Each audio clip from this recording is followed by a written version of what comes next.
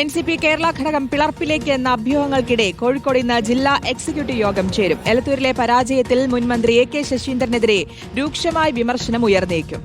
Party പ്രവർത്തകരുടെ വികാരം മനസ്സിലാക്കാതെ AK ശശീന്ദ്രൻ മുന്നോട്ട് പോയതാണ് കനത്ത പരാജയത്തിന് ഇടയാക്കിയത് എന്നാണ് വിമർശനം. ഷഹദ് റഹ്മാനുണ്ട് വിവരങ്ങൾ നൽകാൻ. ഷഹദ്, ശശീന്ദ്രൻ മാത്രമല്ല തോമസ് K തോമസ് കുട്ടനാട്ടിലും പരാജയപ്പെട്ടു. ആകെ മൊത്തത്തിൽ പരാജയമായിരുന്നു. അപ്പോൾ ഇന്നത്തെ യോഗത്തിൽ ശശീന്ദ്രനും പങ്കെടുക്കുന്നുണ്ടോ?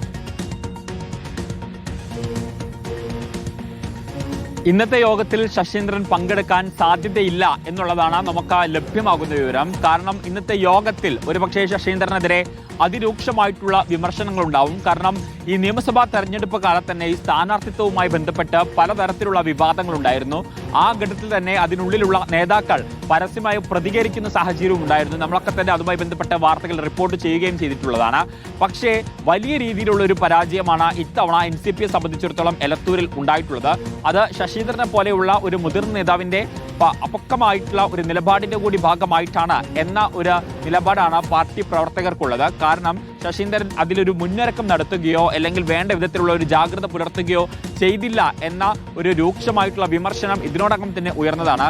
മറ്റൊന്ന്, ഈ NCP പിളർപ്പിലേക്ക് എന്ന് പറഞ്ഞു നിൽക്കുന്ന സാഹചര്യത്തിലാണ് ഈ യോഗം എന്നുള്ളതാണ് ഏറ്റവും പ്രധാനപ്പെട്ടിട്ടുള്ള കാര്യം. പ്രത്യേകിച്ച് ഈ PC ചാക്കോയും അതുപോലെ തന്നെ AK ശശീന്ദ്രനും രണ്ടുപേരും നേർക്കുനേർ നിൽക്കുകയാണ്.